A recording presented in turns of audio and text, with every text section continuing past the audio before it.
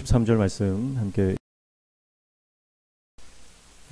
출애굽기는요 1장부터 18장까지를 전반부로 보고요 19장부터 40장까지를 후반부로 보게 됩니다. 19장부터 40장은 시내산 아래에서 십계명과 언약서를 전달받고 하나님과의 언약 체결 그리고 성막을 건설하는 내용으로 채워져 있습니다. 그러니까 1장부터 18장까지 어떻게 이스라엘 백성들이 출애굽했는지 그것에 대한 사건을 말씀하고 있다면, 후반부는 출애굽한 백성들이 이제 어떻게 살아가야 하는가를 말씀하는 그런 부분이다, 이렇게 볼 수가 있겠습니다. 새해 첫 주일 출애굽기 19장을 시작하면서 개인적으로는 또 하나님 앞에 감사했고요. 후반부를 시작하는 출애굽기 19장을 대면하면서 저는 개인적으로 또 하나님의 시간 그리고 하나님의 이 섭리에 대해서 전율하기도 했습니다. 우리는 2023년 새해를 이제 맞이했습니다. 마치 우리가 출애굽 사건, 그것은 새해를 맞이하는 것과 같다면 더 중요한 것은 이제 시작된 새해를 어떻게 살아갈 것인가 라고 하는 것이, 그 내용이 더 중요하다, 이렇게 볼 수 있겠죠. 우리는 2023년 송구 영신 예배를 드리고, 또 어떤 분들은 해맞이를 하신 분들도 있을 것입니다. 나름대로 새해 다짐을 하고 기도의 제목들을 하나님 앞에 올려드리는 그런 새해를 다짐하는 시간들을 보냈을 것입니다. 그러나 이제 어떻게 살아갈 것인가 하는 것은 1년 내내 우리에게 주어진 과제로 남아 있는 것이죠. 하나님 앞에서 세운 계획을 우리가 어떻게 이루어가고 하나님이 기뻐하시는 열매를 맺어 나갈 것인가 하는 것이 이제 우리에게 남겨진 과제다라고 하는 것입니다. 제가 지난주에 기독교 서점을 갔어요. 영도 기독교 서점을 갔는데 이제 2달에 한 번씩 묵상집을 구입을 하는데요. 지난주에 갔더니 묵상집이 없더라고요.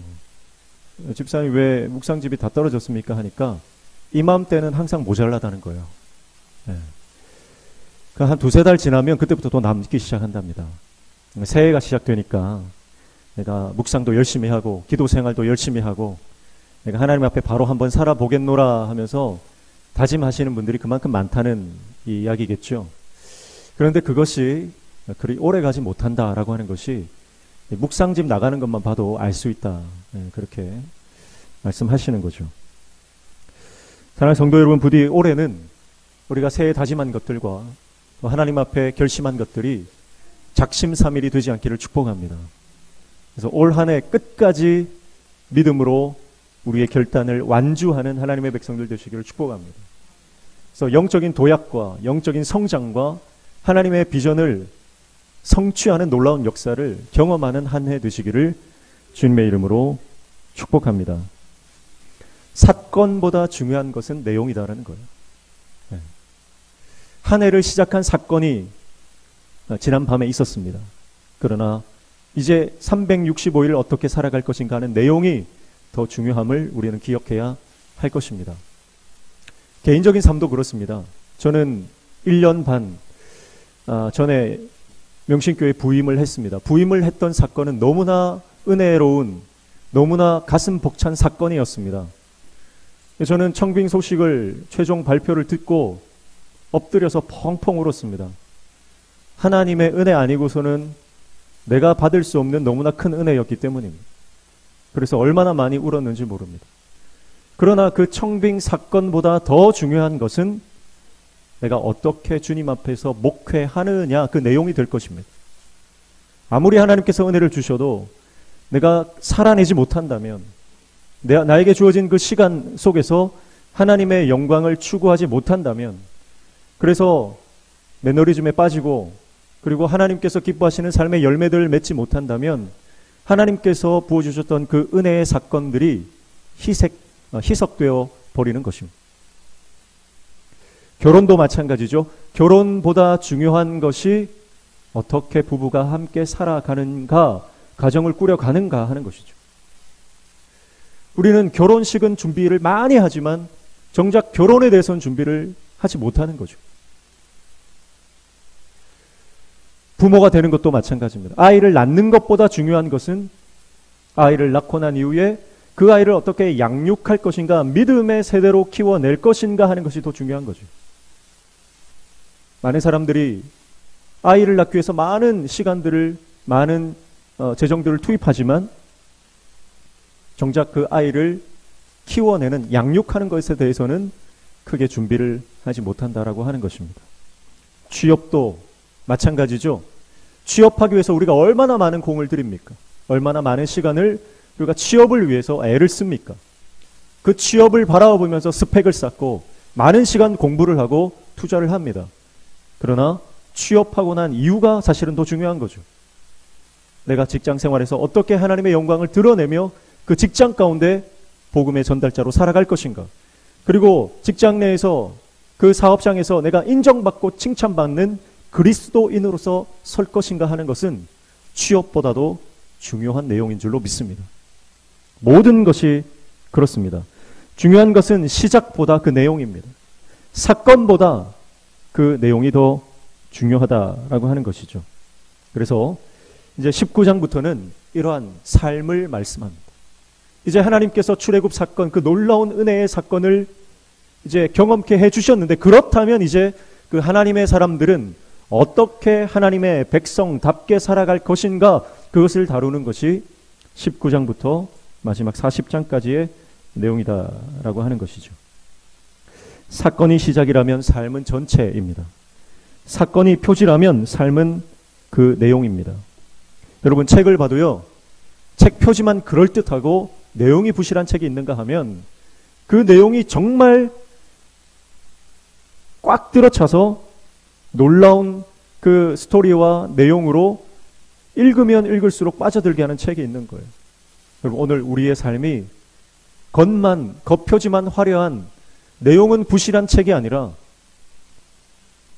겉표지에 들어맞는 내용을 가진 두꺼운 책이 되시기를 주님의 이름으로 축복합니다. 자, 그러면 오늘 본문으로 들어가 보겠습니다. 1절에 보시면 이스라엘 자손이 애굽 땅을 떠난 지 3개월이 되던 날 그들이 시내 광야에 이르니라, 그렇게 말씀하고 있습니다. 자, 3개월이 되던 날이라고 하는 것은 시간적으로 3개월이 지났다 그런 뜻이 아니라 3개월이 되던 3월 달에 도착했다 이런 뜻이에요. 그러니까 출애굽은 1월 15일에 출발을 했습니다. 그리고 여기 도착한 것이 3월 1일 경이다 이렇게 말씀하는 거예요. 그리고 모세가 시내산에 올라가서 이 십계명을 받은 것을, 올라간 것을 3월 6일로 봅니다. 그래서 1월 15일 6월절이죠. 6월절에 출발해서 시내산에서 하나님의 계명을 받는 것을, 그날을 3월 6일로 보는 것이 바로 50일 오순절이기 때문에 그렇습니다. 그래서 유대 전통으로 3월 6일 여기에서 하나님의 말씀을 받는 것으로 보는데요. 2절에 보니까 그들이 르비딤을 떠나 시내 광야에 이르러 그 광야에 장막을 치되 이스라엘이 거기 산 앞에 장막을 치니라, 그렇게 말씀합니다. 드디어 하나님께서 말씀하신 그 산 앞에 도착을 해서 거기에서 장막을 쳤다 그 말이에요. 그리고 3절에 보시면 모세가 하나님 앞에 올라가니 여호와께서 산에서 그를 불러 말씀하시되 너는 이같이 야곱의 집에 말하고 이스라엘 자손들에게 말하라, 그렇게 말씀하고 있습니다. 자, 여호와께서 산에서 그를 불렀습니다.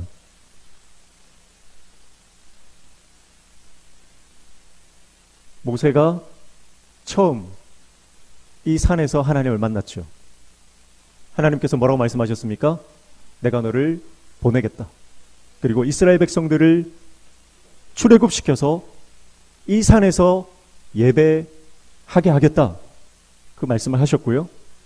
지금 그 말씀이 3개월째에 이루어지는 역사가 일어나는 것을 모세가 보는 것입니다.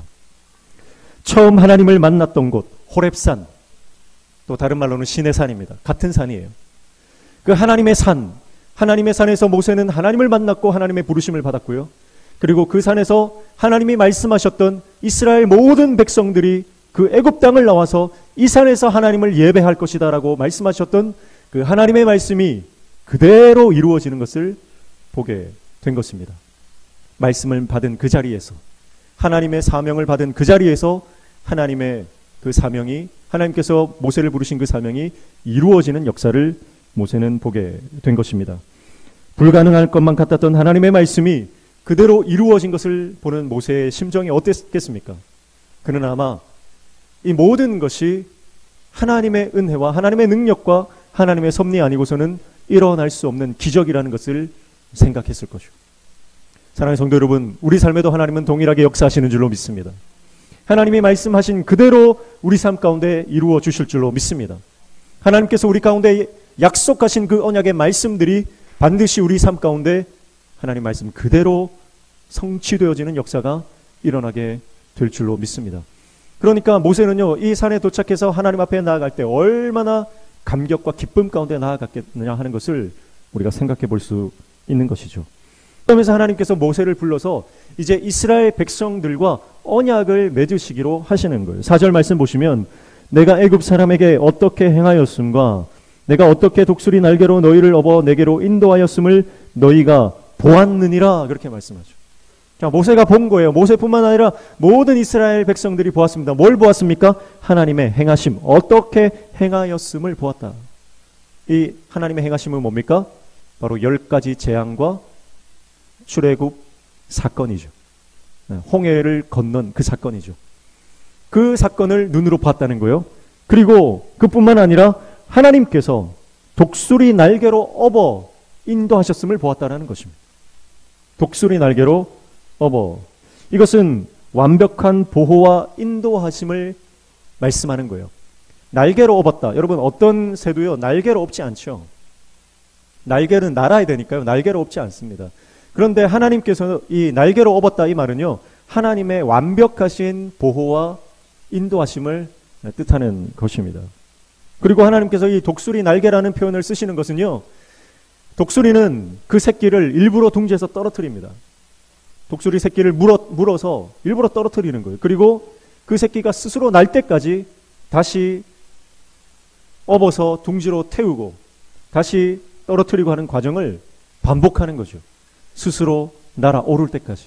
그래서 하나님께서 독수리 날개로 이 백성을 인도하셨다라고 하는 것은 결국은 이 백성들이 하나님의 나라가 되고 하나님의 거룩한 백성이 되어서 이 땅을 회복시키는 하나님의 사명자로서 영적으로 비상하기를 원하시는 하나님의 의도가 담겨 있는 줄로 믿습니다. 사랑하는 성도 여러분, 살아계신 하나님께서 오늘 우리 명신교회 모든 성도들에게도 동일한 말씀을 하시는 줄로 믿습니다. 올 한 해 동안 우리가 하나님께서 영적으로 비상하는 영적인 도약을 우리가 이루시기를 원하시는 줄로 믿습니다. 우리가 지금까지 많은 고난을 겪었고 많은 환난을 겪었지만 그 모든 환난과 고난과 역경들을 이제는 하나님의 은혜로 하나님께서 보호하심과 인도하심으로 독수리 날개로 우리를 업어 인도하셨습니다. 이제 우리가 영적으로 영적 야성을 회복하고 이 땅을 회복시키는 하나님의 거룩한 도구로 하나님은 우리를 쓰시기를 원하시는 줄로 믿습니다. 그 말씀을 이제 5절 이하에 하고 계신데요, 사명을 주시는 거예요. 5절 보시면, 세계가 다 내게 속하였나니 너희가 내 말을 잘 듣고 내 언약을 지키면 너희는 모든 민족 중에서 내 소유가 되겠고, 그렇게 말씀합니다. 첫 번째, 하나님께서 이스라엘 백성들에게 너희는 내 소유가 될 것이다, 그렇게 말씀해요. 소유라고 하는 것은 세굴라라고 하는 겁니다. 히브리어로 세굴라라고 하는데요, 이것은 개인의 소유물 중에서 가장 가치 있는 소작물을 말합니다. 전 세계가 하나님 거예요. 모든 열방이 하나님 겁니다. 모든 피조 세계는 하나님이 주인 되시죠. 그러나 그 모든 열방과 세계와 모든 피조 세계 가운데서 이스라엘 백성들을 특별히 소중한 가치를 매기셔서 보물로 여기셨다. 그것이 바로 이 내 소유다, 세굴라다라고 하는 뜻입니다. 그래서 하나님께서는 이스라엘을 이제 나의 보물이다, 그렇게 보시는 거예요. 하나님께서는 오늘 저와 여러분을 보물처럼 여기시는 줄로 믿습니다. 네. 하나님은 우리를 보물로 여기시는 거예요. 여러분 가정에도 보물이 다 하나씩 있지 않습니까? 집에 불이 나오면 제일 먼저 뛰쳐 들고 나오는 게 보물이에요. 여러분 집에 불이 나면 뭘 가장 먼저 들고 나오시겠습니까? 여러분 손에 쥐어져 있는 그것이 여러분 인생에 가장 소중한 가치가 매겨져 있는 여러분의 세굴라입니다. 하나님은 우리를 그렇게 보신다는 거예요. 저와 여러분을 가장 소중한 보물로 여기신다라고 하는 거죠. 그리고 두 번째 6절입니다. 너희가 내게 대하여 제사장 나라가 되며 거룩한 백성이 되리라. 너는 이 말을 이스라엘 자손에게 전할지니라. 두 번째 뭡니까? 제사장 나라가 되게 하겠다. 제사장 나라라고 하는 것은 제사장들의 왕국이다, 그런 뜻이에요. 제사장들의 왕국이다. 그러니까 여러분, 하나님께서 이스라엘 백성들을 이 제사장 나라가 되게 하시겠다는 건데, 제사장의 이 역할은 뭡니까? 바로 하나님과 백성 사이를 중재하는 자죠. 그러니까 제사장 나라가 되게 하겠다고 하는 것은 이제 이스라엘 백성들이, 이 나라가 이방 세계 가운데, 이방 나라들 가운데 중재자의 역할을 하는, 복음을 전하고 여호와 신앙을 전하는 그런 도구로서 하나님 쓰시겠다라고 하는 사명을 부여하시는 것입니다. 제사장 나라가 되게 하겠다라고 하는 것이죠. 그리고 세 번째는 뭡니까? 거룩한 백성이 되게 하겠다라고 하는 것입니다. 거룩한 백성. 이것은 고이 카도시라고 하는 히브리어를 쓰는데요. 정확하게 해석하면 이것도 거룩한 나라입니다. 거룩한 나라. 하나님을 섬기기 위해서 특별히 선택된 하나님의 백성으로 하나님은 이스라엘 백성들에게 별칭을 붙여주세요. 그게 바로 거룩한 나라, 제사장 나라입니다. 하나님께서는 구약 성경에 보면 거룩하게 하신 것이 두 가지가 있습니다. 특별히 하나님께서 거룩하게 구별하신 것이 두 가지가 있는데요. 첫 번째는 시간입니다. 시간. 샤밧이에요. 창세기 2장 3절 말씀해 보면 하나님이 그 일곱째 날을 복되게 하사 거룩하게 하셨으니 그렇게 말씀합니다. 하나님은 천지를 창조하시고 그 일곱째 날에 안식하면서 그 일곱째 날, 그 시간을 거룩하게 하셨다라고 하는 것입니다. 시간의 주인 되신 하나님께서 일곱째 날을 거룩하게 구별하심으로 모든 시간의 주인이 하나님이심을 드러내시고 그 안에서 모든 피조세계가 안식을 누리게 하셨어요. 그래서 그 시간이 거룩합니다. 두 번째는 공간을 거룩하게 하셨습니다. 어느 공간을 거룩하게 하셨냐면 바로 하나님의 법궤가 있는 성막을 거룩하게 구별하셨습니다.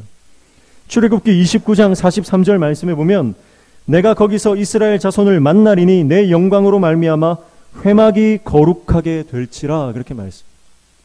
하나님은 하나님의 임재가 있는 그 성막을 거룩한 공간으로 특별하게 구별하셨습니다.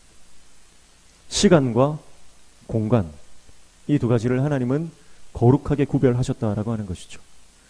그러므로 거룩한 나라, 거룩한 백성이 된다라고 하는 것은 우리의 시간과 우리가 살아가는 이 공간이 하나님 앞에서 정결하게 거룩하게 구별되는 것을 말씀한다고 볼 수 있는 것이죠.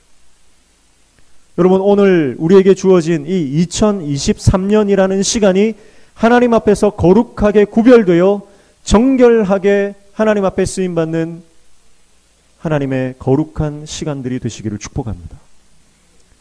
지금까지 우리가 많은 시간들을 보내왔습니다. 한 해 한 해를 보내왔습니다. 그러나 그 어떤 해보다, 그 어떤 시간보다 올 한 해가 하나님 앞에서 거룩함으로 채워지는 시간들이 되시기를 축복합니다.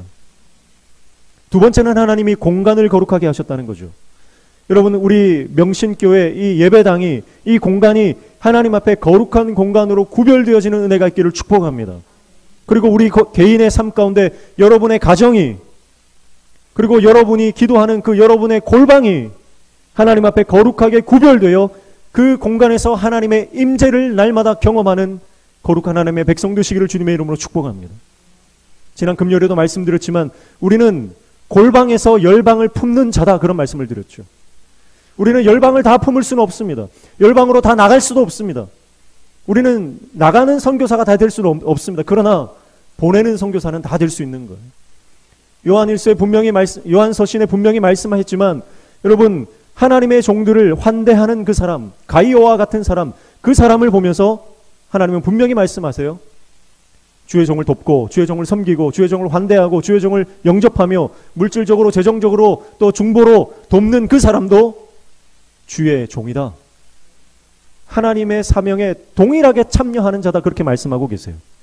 여러분, 우리가 골방에서 열방을 품고 기도할 때 우리는 나가는 선교사는 아니지만 보내는 선교사로 하나님은 동일하게 우리를 주의 종으로, 사역자로 그렇게 삼아주시는 줄로 믿습니다.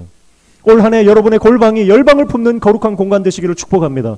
올 한 해 여러분의 기도의 그 장소가 하나님의 거룩하심을 깨닫고 하나님의 임재를 경험하는 놀라운 영적인 축복의 장소가 되기를 축복합니다. 이 사명이 있다는 거예요. 거룩함이라고 하는 것은 그래서 사명과 연결됩니다. 거룩함은 하나님과의 관계죠. 하나님과의 관계가 제대로 연결된 사람은 사명자로 연결되는 것을 봅니다. 그래서 제사장 나라라고 하는 것은 이 중보의 사명을 가지고 있는 하나님의 사명을 말씀하고 있는 것입니다. 사랑하는 성도 여러분, 오늘 우리의 삶이 하나님과 거룩한 관계로 올바로 이어짐으로 제사장 나라의 사명을 감당하는 사명자 다 되시기를 주님의 이름으로 축복합니다. 베드로전서 2장 9절 10절 말씀에 이렇게 말씀하죠. 그러나 너희는 택하신 족속이요 왕같은 제사장들이요 거룩한 나라요 그의 소유가 된 백성이니 이는 너희를 어두운 데서 불러내어 그의 기이한 빛에 들어가게 하시니에 아름다운 덕을 선포하게 하려 하심이라. 여러분, 오늘 우리가 하나님 앞에 거룩한 백성이 되었다면, 오늘 우리가 하나님의 그 임재를 경험했다면, 하나님의 구원을 받아 구원의 사건을 경험하고 이제 하나님과 바른 관계, 거룩한 관계로 우리가 들어왔다면 우리에게는 반드시 감당해야 될 사명이 있다는 거예요. 그것은 바로 복음을 증거하는 사명입니다. 하나님의 거룩하고 아름다운 기이한 덕을 선포하는 사명이 우리에게 주어진 줄로 믿습니다. 베드로전서 2장 10절 말씀에는 이렇게 말씀하죠. 너희가 전에는 백성이 아니더니 이제는 하나님의 백성이요 전에는 긍휼을 얻지 못하였더니 이제는 긍휼을 얻은 자니라, 그렇게 말씀합니다. 여러분, 우리는 원래는 어둠에 속했던 자들입니다. 그러나 이제는 예수 그리스도의 십자가로 말미암아 하나님의 빛 가운데로 들어왔습니다. 그러므로 우리는 이제 빛의 자녀로 살아야 하는 줄로 믿습니다. 우리에게는 사명이 있습니다. 여러분, 이 사명을 감당하는 것이 하나님께서 우리를 이 땅에 보내신 목적이 되는 줄로 믿습니다. 하나님은 시내산에서 모세를 불러 하나님이 행하셨던 일들, 그것을 말씀합니다. 구원을 과정을 상기시킨다는 거예요. 그리고 언약을 체결하십니다. 구원이라고 하는 것은 언약을 맺어 제사장 나라로 존귀하게 하기 위한 출발입니다. 여러분, 그래서 여전히 구원에만 머무르는 신앙이 되시면 곤란합니다. 신앙의 다음 단계로 나아가십시오. 신앙의 성장을 이루십시오. 신앙의 성숙을 여러분 누리시기를 축복합니다. 하나님은 사명으로 우리를 부르십니다. 그러나 거기에는 책임이 따릅니다. 하나님이 이렇게 말씀하죠. 내 말을 잘 듣고 내 언약을 지키며 라고 하는 조건을 다십니다. 언약에는 무거운 책임과 의무가 따른다고 하는 것이죠. 오늘 말씀 5절에 다시 보시면 세계가 다 내게 속하였나니 너희가 내 말을 잘 듣고 내 언약을 지키면, 그렇게 말씀합니다. 여러분, 그래서 하나님의 거룩한 백성이 된다라고 하는 것은 하나님의 계명과 하나님의 율법과 하나님의 말씀을 지켜야 하는 그 막중한 책무가, 의무가 우리에게 주어진다라고 하는 것입니다. 바로 하나님이 우리에게 율법을 주신다라고 하는 것이죠. 자, 율법을 주시고 난 이후에 하나님은 성막을 짓게 하십니다. 성막을 먼저 짓지 않으시고 먼저 율법을 주시는 이유가 뭘까요? 하나님이 먼저 이 율법을 잘 지키라고 명령하시고 그 이후에 성막을 짓게 하시는데요. 그 이유가 뭘까요? 율법이라고 하는 것은 하나님의 복과 저주를 담은 책이다, 이렇게 볼 수 있어요. 이 율법 안에는 율법을 잘 지키면 하나님의 복을 받지만 율법을 지키지 못하면 저주를 받는다라고 하는 내용입니다. 그래서 이 율법에 따르면 율법에 의하면 우리 모든 인간은 저주받을 수밖에 없는 대상이다라고 말씀하고 있는 것입니다. 여러분, 율법이라고 하는 것은요, 수많은 율법 조항 가운데서 하나만 어겨도 전체를 어긴 게 됩니다. 그래서 우리 인간이 그 모든 율법을 다 지킬 수가 없는 거예요. 그래서 먼저 율법을 주시고 그 다음에 성막을 짓게 하시는 이유는 성막에서 이 율법을 지키지 못한 자들이 제사를 통해서 이 저주를 피할 수 있는 길을 하나님께서 여시는 것입니다. 율법은 하나님이 얼마나 거룩하신 분이신지를 깨닫게 합니다. 그리고 그 하나님의 율법 앞에서 내 자신이 얼마나 부패했는지, 그리고 얼마나 연약한 존재인지, 얼마나 무능한 존재인지를 깨닫게 하십니다. 율법 앞에서 철저히 나는 가능성이 없는 존재라고 하는 것을 깨닫는 거예요. 그리고 그 절망감과 그 죄의 무거운 짐을 가지고 성막으로 나아가는 것이죠. 그리고 그 성소에서 희생 제물을 하나님께 드림으로 우리는 내 죄가 씻겨지는 그 은혜의 사건을 경험하게 되는 것입니다. 나 대신에 제물이 죽어가는 것을 목격하고 그 제물이 율법의 저주를 대신 담당하여 죽어가는 것을 보면서 하나님의 용서를 경험하는 곳이 바로 성막입니다. 그래서 하나님께서는 먼저 율법을 주시고 그리고 성막을 짓게 하시는 것이죠. 그러나 요한일서 5장 3절에는 이렇게 말씀해요. 하나님을 사랑하는 것은 이것이니 우리가 그의 계명들을 지키는 것이라. 그의 계명들은 무거운 것이 아니로다. 무릇 하나님께로부터 난 자마다 세상을 이기느니라. 세상을 이기는 승리는 이것이니 우리의 믿음이니라. 그렇게 말씀합니다. 여러분, 우리는 스스로 율법을 지킬 수 없는 존재입니다. 그러나 예수 그리스도 안에 있을 때에, 그의 사랑 안에 거할 때에 우리는 세상을 이기고 죄를 극복하는 하나님의 거룩한 백성이 되는 줄로 믿습니다. 그래서 7절 말씀에 보니까 모세가 내려와서 백성의 장로들을 불러 여호와께서 자기에게 명령하신 그 모든 말씀을 그들 앞에 진술하니 백성이 8절에 백성이 일제히 응답하여 이르되 여호와께서 명령하신 대로 우리가 다 행하리이다. 모세가 백성의 말을 여호와께 전하매 9절 여호와께서 모세에게 이르시되 내가 빽빽한 구름 가운데서 내게 임함은 내가 너와 말하는 것을 백성이 듣게 하며 또한 너를 영영히 믿게 하려 함이니라. 모세가 백성의 말을 여호와께 아뢰었으므로 그렇게 말씀합니다. 하나님께서 내가 너희를 내 소유로 삼겠다, 거룩한 나라요 제사장 나라로 내가 삼겠다라고 말씀하셨을 때 백성들은 우리가 그 언약을 다 지켜 행하겠습니다 하고 이 언약이 체결되어지는 아멘으로 화답하는 이 장면을 보게 되는 것입니다. 사랑하는 성도 여러분, 오늘 우리가 하나님의 말씀이 우리에게 임할 때에 아멘하여 그 아멘으로 말씀에 화답하는 저와 여러분 되시기를 축복합니다.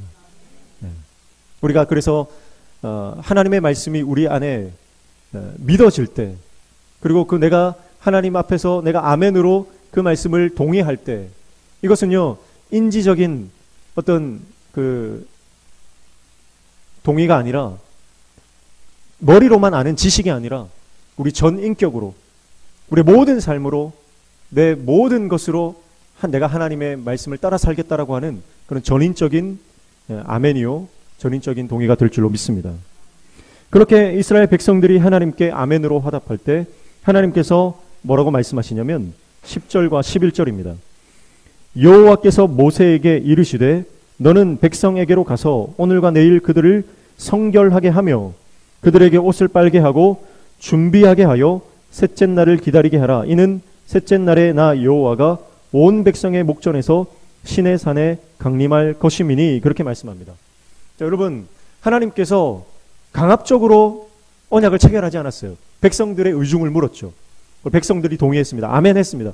그때 하나님의 언약 체결식이 시작되기 시작하는 거예요. 그런데 그 언약을 아무렇게나 체결하는 게 아닙니다. 준비가 필요하다는 거예요. 그 준비는 바로 자신을 성결하게 하는 것입니다. 하나님과 우리가 거룩한 관계로, 거룩한 언약 백성의 관계로 우리가 들어가기 위해서 우리가 준비해야 할 것은 바로 옷을 빨고 스스로를 거룩하게 하는 여호와 앞에 성결하게 되는 것이다 라고 하는 것이죠. 오늘 저와 여러분이 올 한 해 동안 하나님 앞에 거룩하게 구별받아 살아가는 성결한 하나님의 백성 되시기를 축복합니다. 거룩은 하나님께 속한 것입니다. 하나님께 속한 것은 세상과는 구별된 것을 말하는 것이죠. 오늘 저와 여러분이 세상과 구별된 하나님의 사람 되시기를 축복합니다. 그리스도인들은 세상 사람들의 생활 방식과 가치관과 구별된 삶을 살아야 하는 것입니다. 삶의 목적과 삶의 모든 방식까지도 우리는 세상 사람들과 똑같이 살아가서는 안 되는 것입니다. 구별된 삶을 살아가야 합니다. 여러분, 동물들을 보십시오. 짐승들을 보면요, 그들은 아침에 눈을 떠서 잠이 들기까지 그들이 추구하는 것은 단 하나입니다. 먹고 마시는 거예요. 모든 동물들은 다 먹이를 찾아서 그의 일생을 보냅니다. 어떤 동물도 자신의 삶의 의미를, 가치를 고민하는 동물이 없어요. 짐승들은 하나같이 땅에 있는 자신의 배를 채울 것을 찾아다니는, 땅을 보며 살아가는 삶을 살아가는 것입니다. 하루 종일 먹거리만 찾습니다. 들에 있는 소를 보십시오. 소는 끊임없이 풀을 찾아서 헤맵니다. 하늘을 나는 새를 보십시오.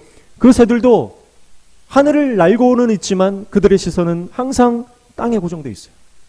뭐 먹을 게 없나. 그래서 끊임없이 부리로 땅을 쪼아댑니다.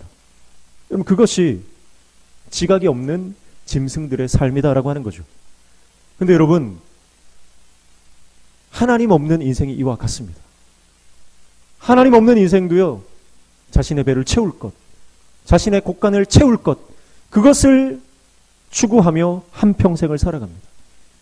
내가 이 땅에 왜 왔는지, 내가 이 땅을 살아가는 목적이 뭔지, 나를 보내신 분이 누구인지, 그리고 내가 어디로 가는지에 대한 고민 없이 이 땅의 명예와 이 땅의 돈과 이 땅의 성공과 출세만을 위해서 살아가는 것을 보게 되는 것입니다. 사랑하는 성도 여러분, 삶의 목적은 물질에 있지 않습니다. 삶의 목적은 돈에 있지 않습니다. 우리가 살아가는 이 땅의 삶은 영적인 것을 추구하며 영적인 갈망을, 하나님 나라를 바라보며 그 갈망을 하나님 앞에 올려드리는 삶이 되어야 될 줄로 믿습니다. 그래서 하나님께서는 거룩하게 구별하라 말씀하시는 거죠. 여호와께 성결하라 라고 하는 것입니다. 히브리서 10장 22절 말씀에도 이렇게 말씀합니다. 몸과 마음을 씻고 참 마음과 온전한 믿음으로 하나님께 나아가라고 말씀하고 있습니다. 출애굽기 39장에 보면 하나님께서 제사장들에게 율례를 주시면서 이렇게 말씀합니다. 또 순금으로 거룩한 패를 만들고 도장을 새김같이 그 위에 여호와께 성결이라 새기고 그 패를 청색끈으로 관 전면에 달았으니, 그렇게 말씀하고 있습니다. 제사장들이 하나님께 나아갈 때에 여호와께 성결이라고 쓴 그 패를 가슴에 달고 나가는 거예요. 여호와께 성결이라는 말은 여호와를 향한 거룩이다, 이렇게 해석할 수 있습니다. 아무리 대제사장이라도 그 스스로 거룩할 수 없습니다. 그래서 하나님께서 말씀하신 옷을 입고 하나님께서 말씀하시는 그 패를 가슴에 부착을 해야 되는 것이죠. 그래서 하나님은 그 패를 보시고 그를 의롭다고 인정해 주시는 것입니다. 오늘 우리도 하나님께 우리 자연인의 몸으로는 나아갈 수가 없습니다. 예수 그리스도, 그 예수 그리스도로 우리가 옷 입을 때에 하나님은 우리를 그리스도의 피로 의롭다 여겨 주시기 때문에 우리가 하나님 앞에 나아갈 수 있는 줄로 믿습니다.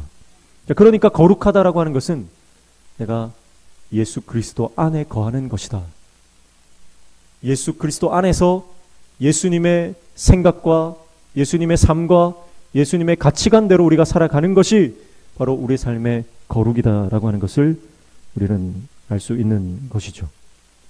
오늘 저와 여러분이 올 한 해 하나님 앞에 거룩하게 하나님 앞에 구별되어 살아가는 여호와께 성결 그렇게 살아가는 하나님의 백성들 다 되시기를 주님의 이름으로 축복합니다. 그리고 마지막 12절 13절 말씀에 보면 이렇게 말씀하죠. 너는 백성을 위하여 주위의 경계를 정하고 이르기를 너희는 삼가 산에 오르거나 그 경계를 침범하지 말지니 산을 침범하는 자는 반드시 죽임을 당할 것이라. 그런 자에게는 손을 대지 말고 돌로 쳐 죽이거나 화살로 쏘아 죽여야 하리니 짐승이나 사람을 막론하고 살아남지 못하리라 하고 나팔을 길게 불거든 산 앞에 이를 것이니라 하라. 그렇게 말씀합니다. 자, 모세는 하나님의 산 위로 올라가지만 백성들은 경계를 쳐놓았습니다. 그래서 그 경계를 넘지 못하도록 하나님께서 막아 놓으신다고 하는 것이죠. 여러분, 이게 구약에 나오는 하나님과 인간의 첫 번째 관계인데요. 그게 바로 창조주와 피조물 된 관계를 말씀합니다. 성경에 나오는 여러 관계를 지난주에 말씀드렸죠. 창조주와 피조물의 관계, 왕과 백성의 관계, 그리고 아버지와 자녀의 관계, 그리고 남편과 아내, 신랑과 신부의 관계, 이 관계들이 성경에 나오고 있다고 말씀드렸는데요. 오늘 이 관계는 하나님 앞에서 우리가 피조물임을 드러내는 창조주와 피조물의 관계임을 알 수가 있습니다. 창조주와 피조물 사이에 있는 존재론적 차이를 말씀하는 거죠. 이것은 바로 하나님은 예배를 받으시는 분이고 우리는 예배하는 존재다라고 하는 거예요. 그러나 이 경계를 넘을 때에 하나님은 어떻게 하라고 말씀하십니까? 반드시 돌로 치거나 화살로 쏘아 죽여라. 이것은 사람뿐만 아니라 짐승에게도 해당되는 내용입니다. 여러분, 피조물은 넘지 말아야 할 선이 있습니다. 예배 받으실 분은 오직 하나님 한 분인 줄로 믿습니다. 그러나 인간은 교만에 빠져서 스스로를 예배하고 스스로 예배받기를 원하는 그런 존재로 변질되어 버렸죠. 세상에 수많은 사람들이 스스로 높아져서 자기 자신이 칭송받고 칭찬받고 예배받기를 원합니다. 여러분, 오늘 우리 인생 가운데 오직 하나님만 예배하는 예배자 되시기를 축복합니다. 올 한 해 하나님만을 예배하고 하나님만을 찬양하며 하나님 앞에 감사하는 인생이 되시기를 축복합니다. 사단은 끊임없이 우리에게 속삭입니다. 네가 예배받으라. 네가 예배받으라. 목회자들에게 끊임없이 사단은 공격합니다. 네가 영광을 다 차지해라. 그 말에 속아 넘어가면 강단이 무너지고 교회가 2단에 3단에 빠지게 되는 것입니다. 여러분, 성도들도 마찬가지입니다. 사단은 끊임없이 네가 영광을 받아라. 네가 예배를 받아라. 그 상황과 환경 가운데서 가장 드러나야 할 사람은 바로 너 자신이다. 그렇게 사단은 우리에게 속삭이는 것이죠. 여러분, 이 영적으로 미혹하는 영이 있는데 그 영을 잘 분별하여 하나님만 예배하며 어떠한 상황과 환경일지라도 하나님께만 영광을 올려드리는 하나님의 사람 다 되시기를 주님의 이름으로 축복합니다. 그래서 올 한 해 동안 하나님께서 우리를 내 소유, 나의 보물로 여겨주시고 그리고 거룩한 나라, 거룩한 백성, 제사장 나라로 삼아주셔서 우리를 통해서 이 지역과 이 땅 가운데 수많은 죽어가는 영혼들을 하나님께로 돌아오게 하고 하나님의 영광을 드러내시는, 그래서 오직 하나님만 영광 받으시는 그렇게 하나님의 영광을 보는 복된 한 해 다 되시기를 주님의 이름으로 축복합니다. 기도하겠습니다. 하나님 아버지, 하나님께서 우리를 구원해 주신 이 놀라운 사건, 그러나 이 사건 이후에 우리가 어떻게 살아야 할지 그 삶의 내용이 더 중요함을 말씀을 통해 깨닫습니다. 올 한 해 시작하게 하신 하나님, 우리에게 주어진 이 2023년 하나님의 은혜로 채워나가며 하나님께서 기뻐하시는 삶의 열매들로 채워나가는 우리의 내용이 하나님께 기쁨이 되는 귀한 삶으로 채워지게 하여 주시옵소서. 어떠한 상황과 환경에 놓여 있을지라도 하나님이 우리를 너는 내 소유다 말씀하시며 제사장 나라 거룩한 백성으로 우리를 들어 써주시는 그 사명을 끝까지 감당하는 하나님의 사람 되게 도와 주시옵소서. 예수님의 이름으로 기도하옵나이다. 아멘.